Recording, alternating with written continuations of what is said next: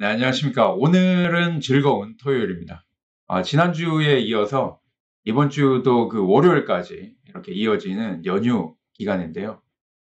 우리나라가 그 7월 달에 뉴스를 보면은 선진국으로 공식 인정을 받았다. 이런 뉴스가 나왔습니다. 이 선진국이 되면서 가장 잘 된 것 중에 하나가 아마도 이 쉬는 날이 많아진 것이 아닌가 뭐 그런 생각을 해보게 되는데요. 그만큼 우리나라의 이 삶에서도 여유가 많아졌다라고 하는 것인데요. 사실 저는 뭐 목회자로 살아가고 있기 때문에 사실 뭐 불금이라든지 아니면은 뭐 놀토 뭐 사실 이것도 옛날 말이 되어버렸죠. 그리고 뭐 대체 휴일 뭐 이런 것들을 사실 실감을 못하고 살아가고 있습니다. 제가 고등학교나 뭐 대학교 다닐 때까지도 토요일은 단지 일찍 마치는 날이지 뭐 쉬는 날이 아니었기 때문에 더더욱 그 실감을 못하는 것 같은데요. 아무튼 뭐 주 5일 근무, 뭐 연휴 등으로 이렇게 쉬는 날이 많아진 만큼 우리의 마음도 좀 여유롭고 또 풍족한 선진국의 시민들이 됐으면 좋겠다. 뭐 이런 생각을 해보게 됩니다. 요즘 우리는 뭐 이제 앞에서도 이런 이야기들을 했지만 레트로 뭐 이런 것들을 많이 추구를 하는 것 같습니다. 이 좀 여유로운 시간을 많이 가지다 보니까 이 마음에서 느껴지는 진정한 여유, 뭐 마음으로부터 진정한 어떤 뭐 풍족함, 뭐 이런 것들을 좀 더 많이 느끼고 싶다. 뭐 이런 이야기인데요. 이 레트로라고 하는 것은 무엇을 이야기하는 것인가요? 이 복고, 우리나라 말로는 복고를 이야기하는 거죠. 즉 옛날로 돌아가고자 하는 것, 뭐 이것을 이야기하는데요. 왜 옛날로 돌아가고자 할까요? 그것은 바로 지금의 현실보다는 과거가 더 희망이 있었다라고 생각을 하기 때문에 그럴 것 같습니다.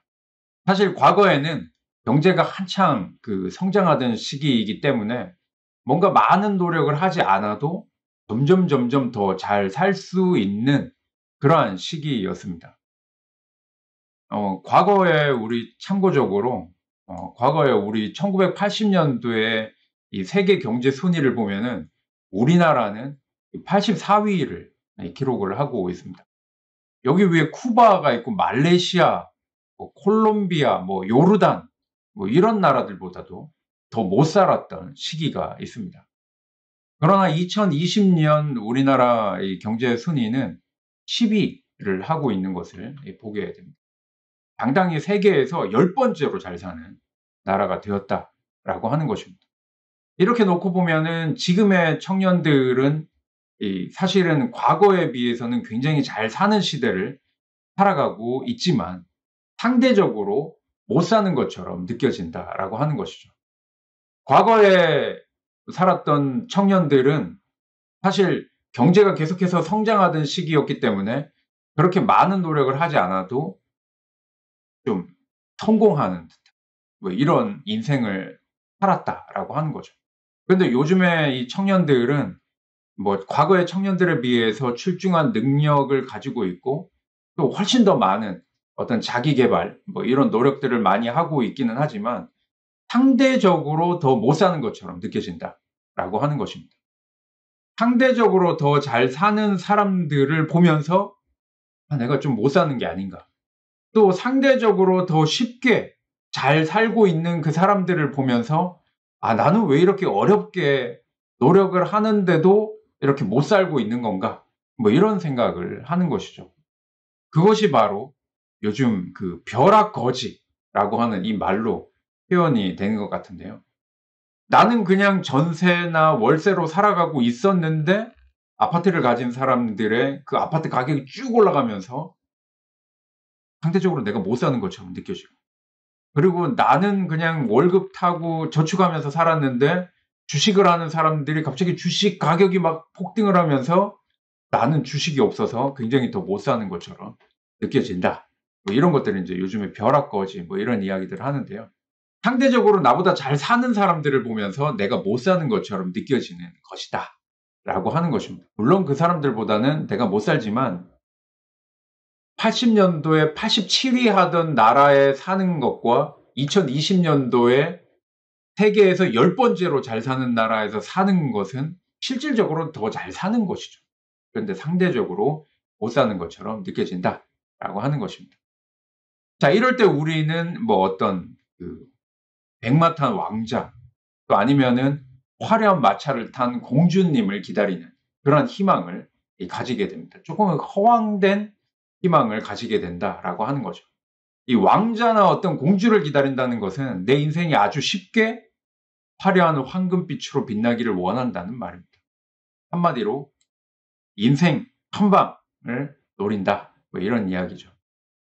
그러나 아무리 홍시가 내 입으로 떨어지기를 기다리지만 홍시를 따지 않고서는 감나무 밑에서 입만 벌리고 있다 해서 홍시가 내 입으로 떨어지기는 힘든 일입니다. 물론 가끔 이렇게 떨어지기도 하지만 이게 지금 좋은 표정인가요?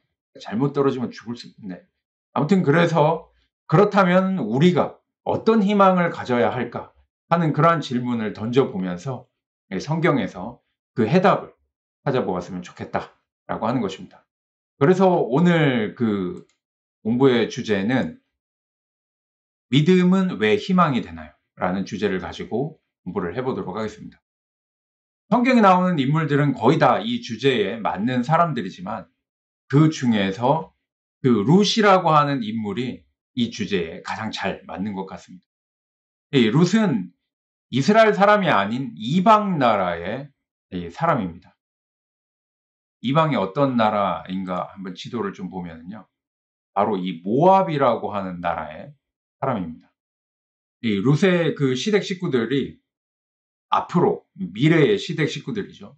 미래의 시댁 식구들이 이 베들레헴에서 흉년이 들었습니다. 그래서 뒤에서 좀 더 자세하게 설명하겠지만 모압으로 건너가서, 그러니까 다른 나라로 이민을 가서 살게 되어서 거기에서 이제 룻을 만나게 되는 것인데요.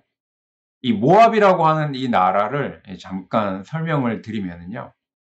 이 모압은 그 롯의 후손들이 형성한 민족이고 나라입니다. 이 롯 이것을 잘 구분해야 되는데요. 롯은 구약의 룻기에 나오는 그 여성의 이름이고, 롯이라고 하는 사람은 아브라함의 조카이고 창세기에 나오는 사람입니다.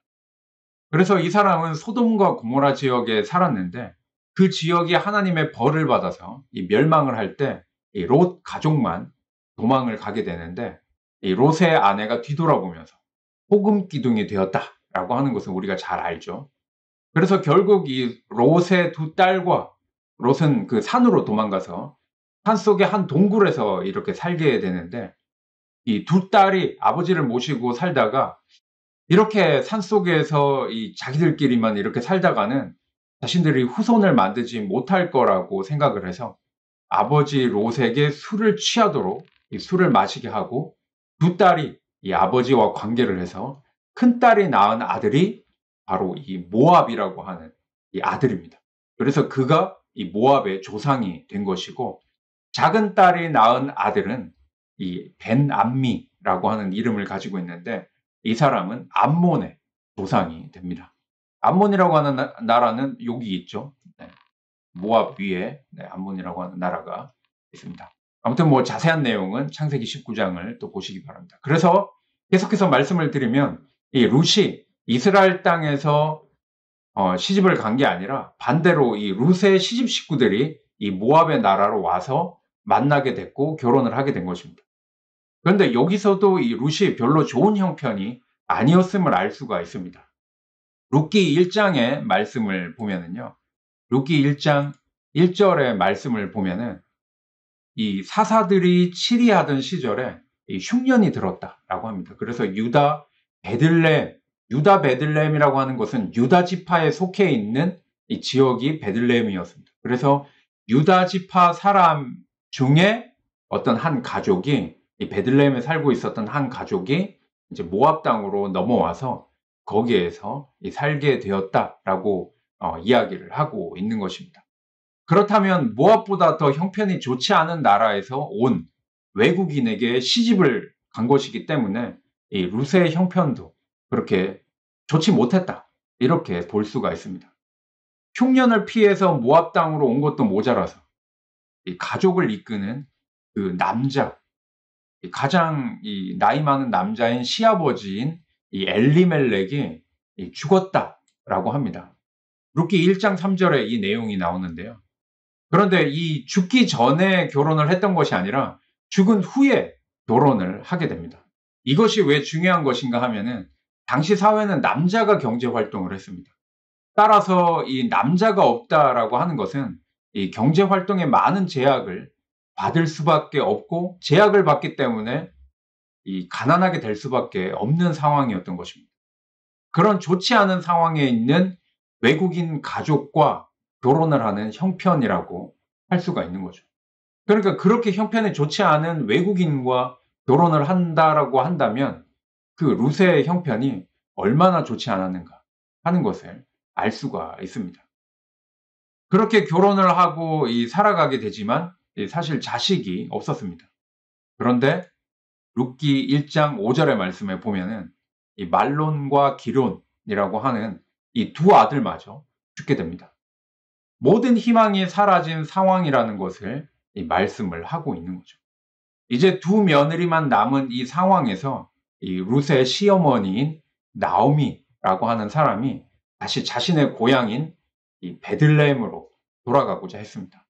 그러면서 원래 모압 사람이었던 그 며느리 룻도 그렇고, 그리고 또 한 명의 며느리가 오르바라고 하는 며느리가 있었는데, 이 둘만은 그냥 원래 모압 사람이니까 모압 지방에 남아라 라고 나오미가 이야기를 했는데, 그래서 다시 새 인생 살아라 라고 이야기를 했는데, 이 오르바는 이 어머니의 말씀을 듣고 떠나가고, 룻만은 끝까지 어머니와 함께 하겠다 이렇게 이야기를 합니다. 그것이 이제 룻기 1장 16절, 17절의 말씀에서 볼 수가 있는데요. 여기에 보면은 이 룻이 어떤 마음으로 이 어머니인 나오미를 따르게 되는가 하는 것을 보게 되는데요. 어머니께서 가시는 곳에 나도 가고, 또 어머니께서 머무시는 곳에 나도 머물겠다. 그리고 또 어머니의 백성이 나의 백성이 되고, 또 어머니의 하나님이 나의 하나님이 되실 것이다 라고 이야기하고 있습니다. 그리고 또 17절에 보면은 어머니께서 죽으시는 곳에서 나도 죽겠다 라고 이 어머니를 내가 그렇게 따라가겠다 라고 이렇게 이야기를 하고 있습니다. 이렇게 룻이 이렇게 시어머니를 끝까지, 자신의 민족이 다른 시어머니는 이스라엘 사람이고 자신은 모압 사람이지만 이 시어머니를 끝까지 쫓아가겠다라고 하는 이 말을 보면은 이 룻이 이 나오미를 어떻게 생각하고 있는가 하는 것을 알 수가 있습니다.